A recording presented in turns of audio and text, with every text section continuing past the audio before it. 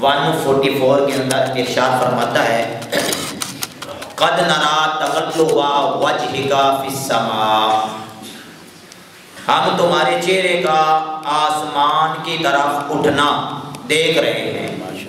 اے میرے نبی، جو آپ کا چہرہ بار بار آسمان کی طرف اٹھ رہا ہے، میں رب اسے دیکھ رہا ہوں۔ فَلَنُوَلِّيَنَّكَ قِبْلَةً تَرْضَاهَا، تو ہم ضرور تمہیں اس کی طرف پھیر دیں گے جس کو آپ چاہتے ہیں، جس میں آپ کی رضا ہے۔ فَوَلِّ وَجْهَكَ شَطْرَ الْمَسْجِدِ الْحَرَامِ، ابھی اپنا منہ مسجد حرام کی طرف پھیر لو۔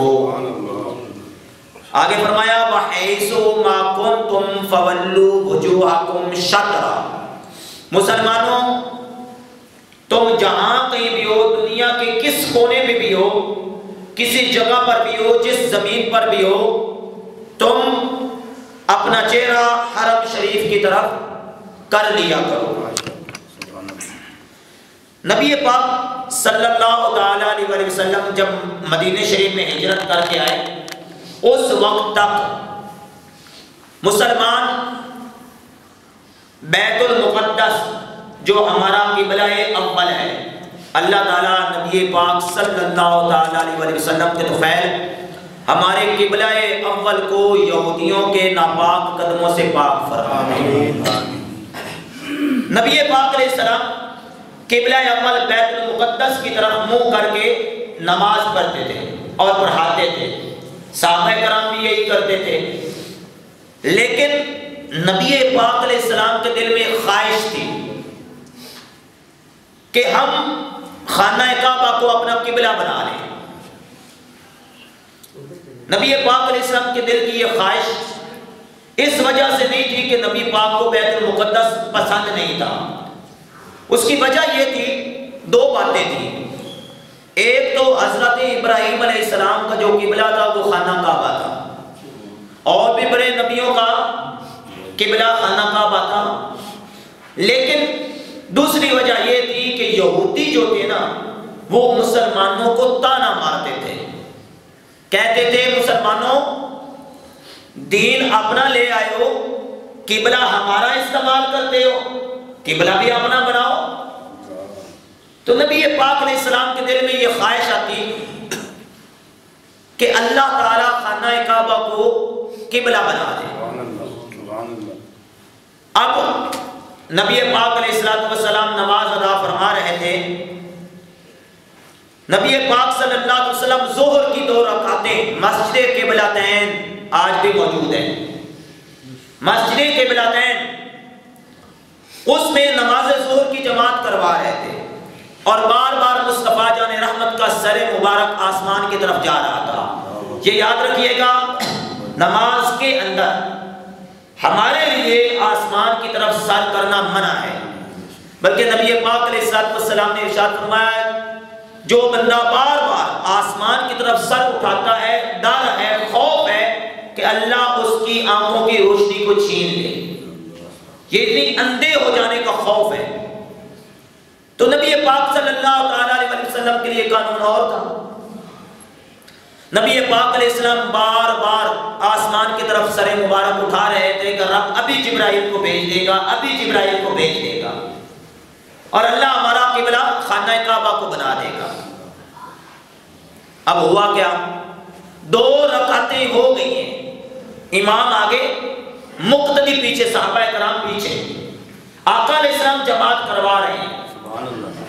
اللہ تعالیٰ نے جبرائیل کو بھیجا، قرآن کی یہ آیتیں نازل ہوئی، قد نرا تقلب وجہک فی السماء، اے میرے سونے محبوب تمہارا بار بار آسمان کی طرف چہرہ کرنا میں رب سے دیکھ رہا ہوں۔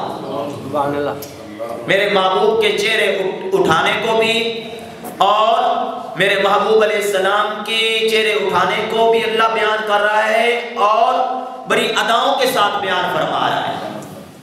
پھر آگے فرمایا فَلَنُوَلِّيَنَّكَ قِبْلَةً تَرْضَاهَا، محبوب ضرور ضرور تیرا رب جس کو آپ چاہتے ہیں اسی کو قبلہ بنا دے گا۔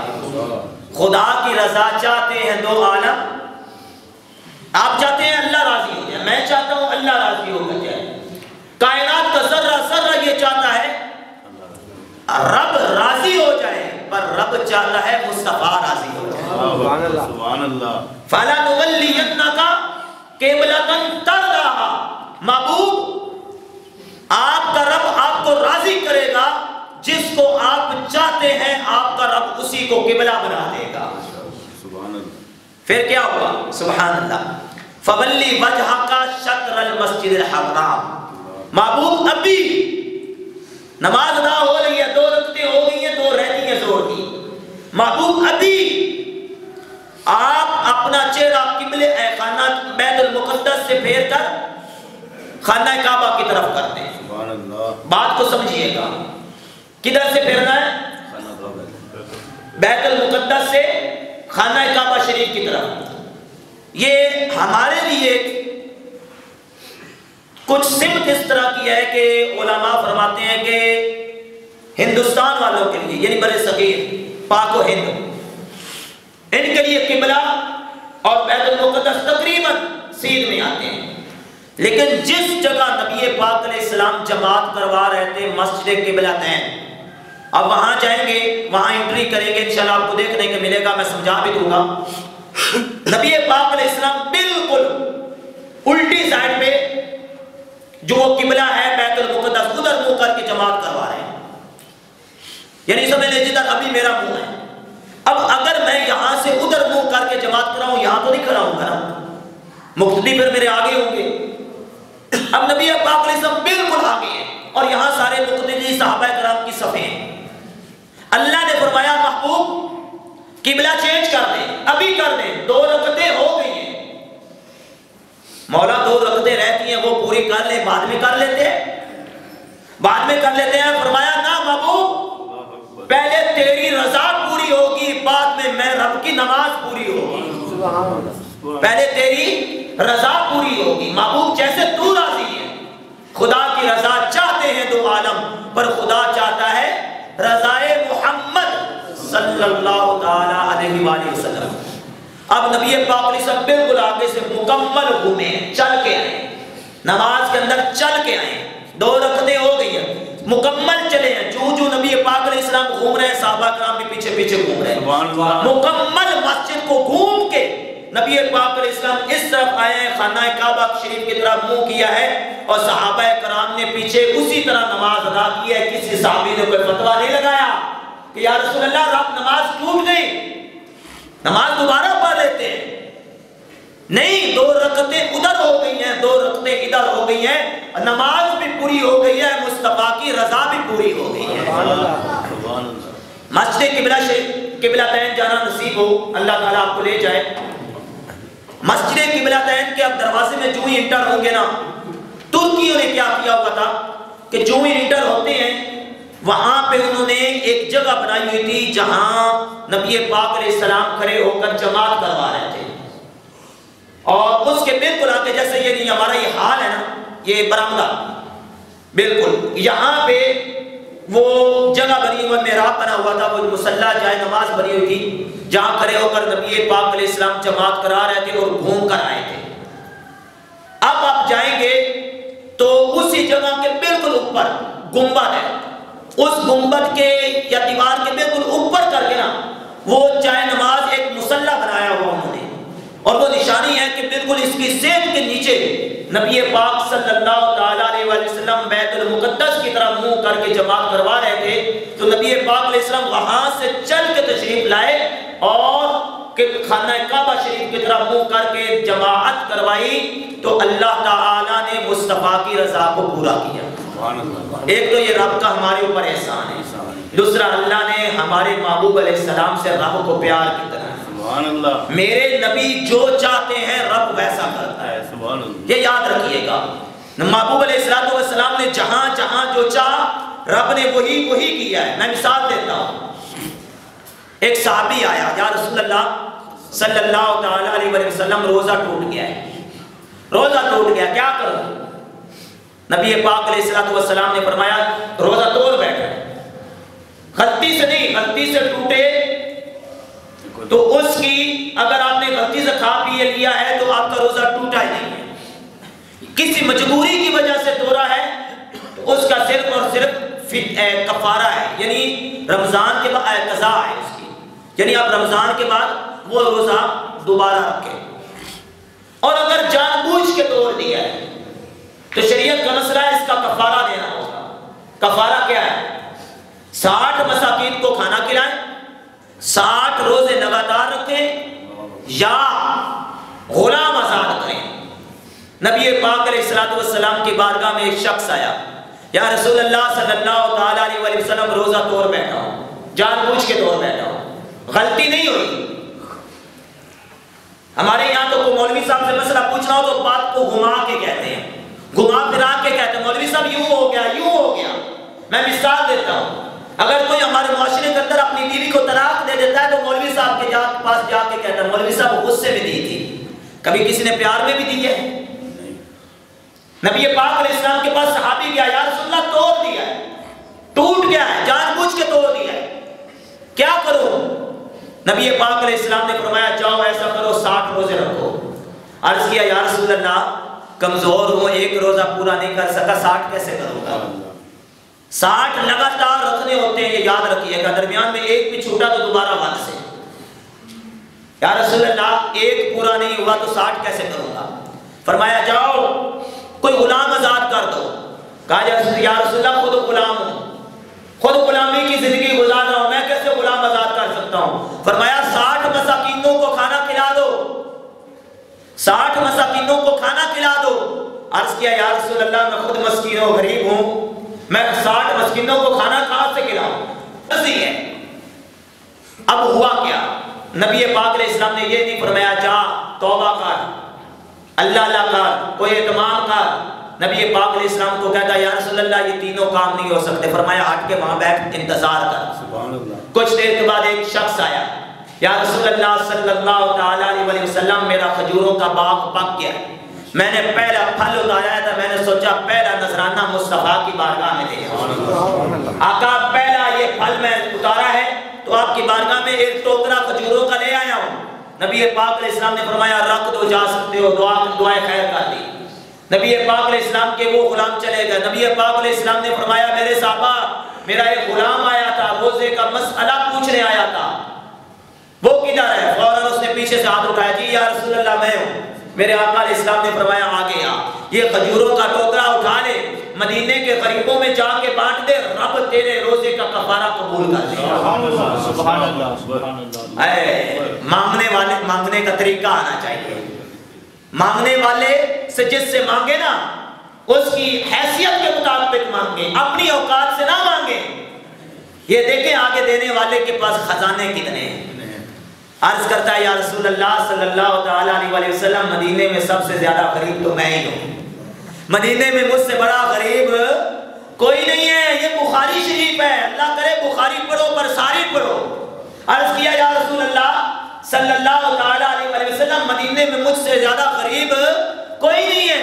مصطفیٰ جان رحمت صلی اللہ تعالیٰ علیہ وسلم نے فرمایا یہ ٹوکرا کھجوروں کا اٹھا گھر لے جا، خود کھا، بچوں کو کھلا، اللہ تیرے روزے کا کفارہ قبول فرما لے گا۔ خدا کی رضا چاہتے ہیں دو عالم، پر خدا چاہتا ہے رضائے محمد بس۔ میں یقین کریں ایک مطالعہ کر رہا تھا تو میرے ذہن میں ایک سوال آیا، حضرت عمر فاروق اعظم رضی اللہ تعالیٰ عنہ کی سیرت کو پڑھا تو مجھے روایات ملی کہ کئیوں نے 19، کئیوں نے 21، کئیوں نے 23 قرآن کی آیتیں ایسی لکھی ہیں۔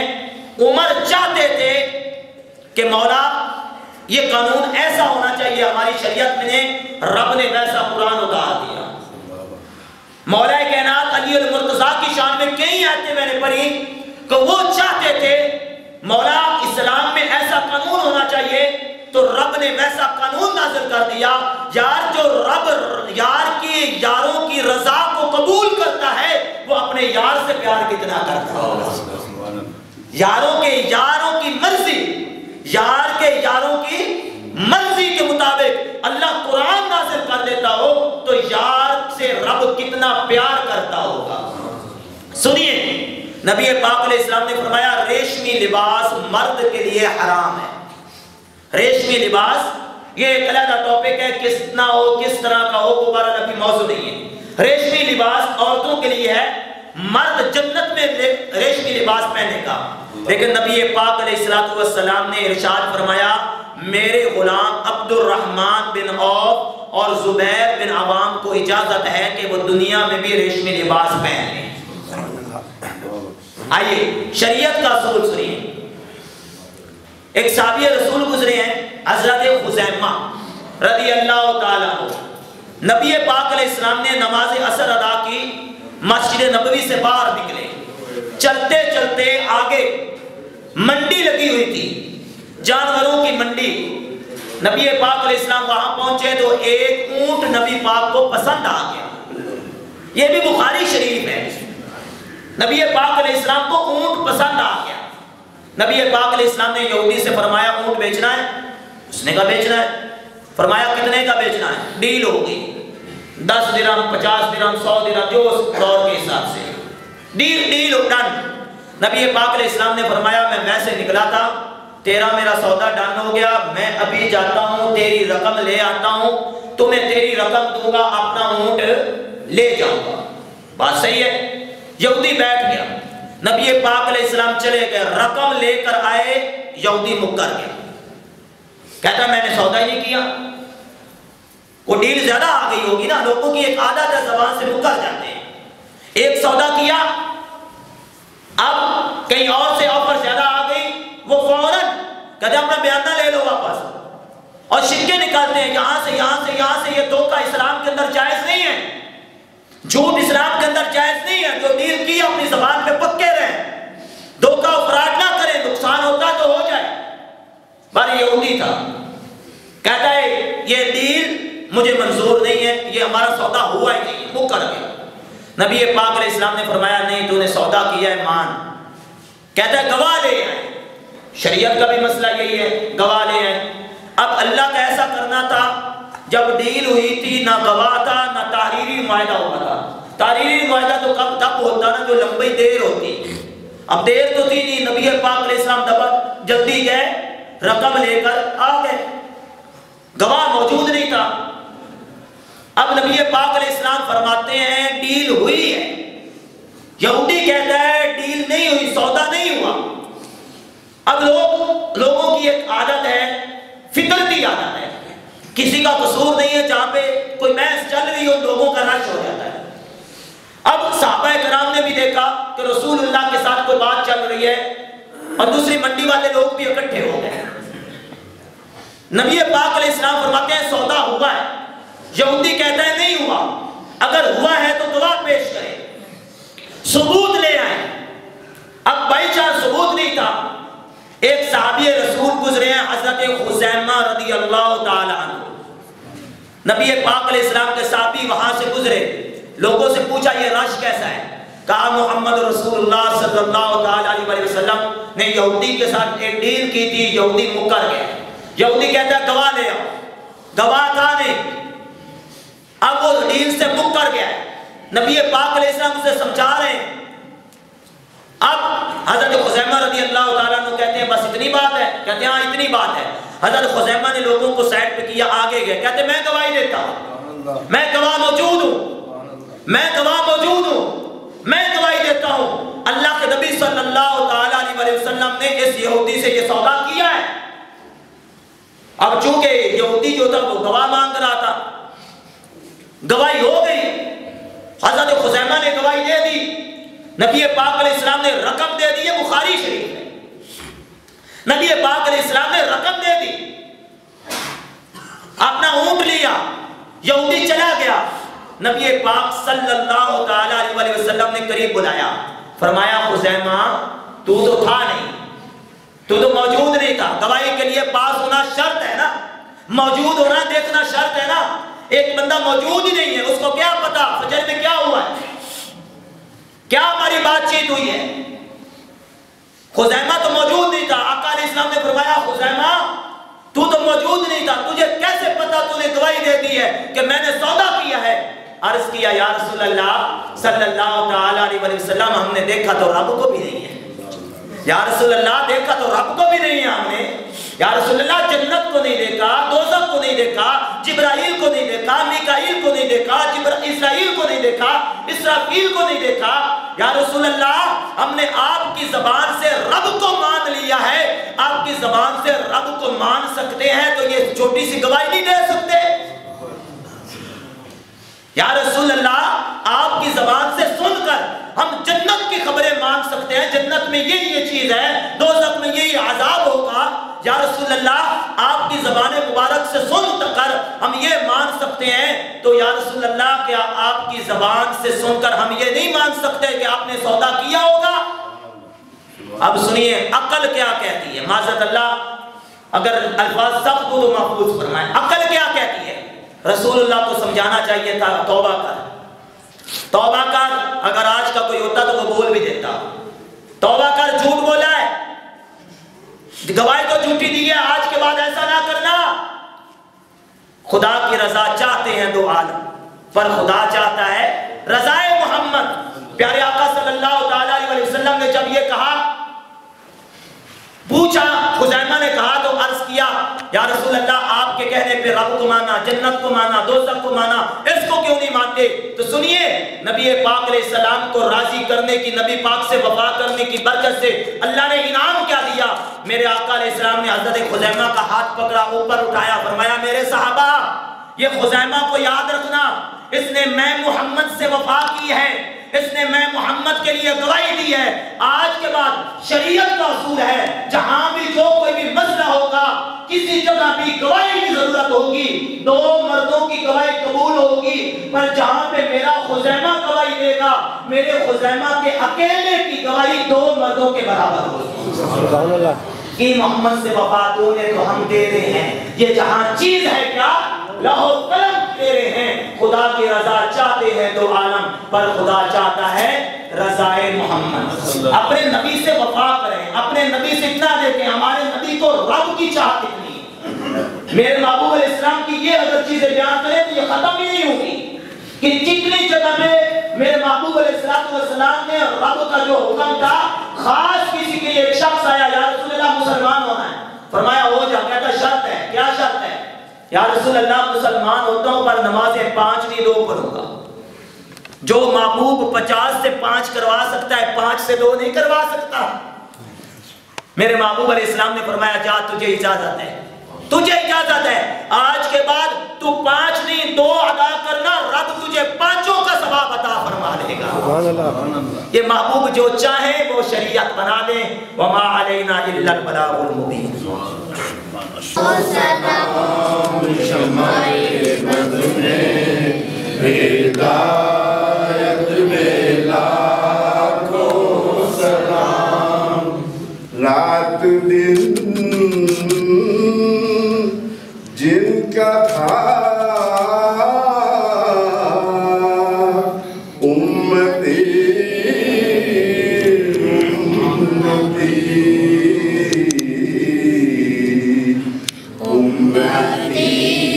تیری قسمت پہ لاکھوں سلام. مصطفیٰ جانے رحمت پہ لاکھوں سلام. شمائے بز میں ہدایت پہ لاکھوں سلام. جس نے دیکھا سے پوچھے کوئی آنکھوں والوں کی ہمت پہ لاکھوں سلام. مصطفیٰ جانے رحمت پہ لاکھوں سلام. شمائے بز میں ہدایت پہ لاکھوں سلام. آسیو حاملو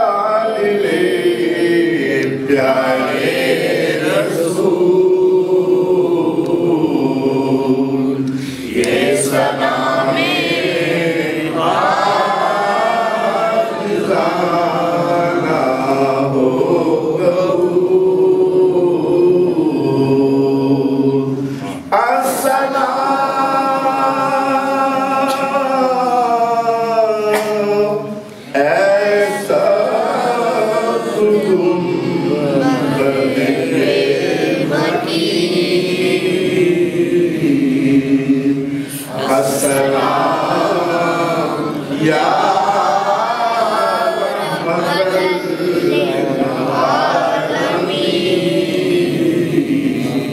اللهم صل على سيدنا مولانا محمد وعلى آل سيدنا وصحاب سيدنا مولانا محمد مبارك وسلم عليه رحم فضل کرم انجام بالخير وصلى الله تعالى على رسول خير خلقه محمد وعلى آله وصحبه اجمعين.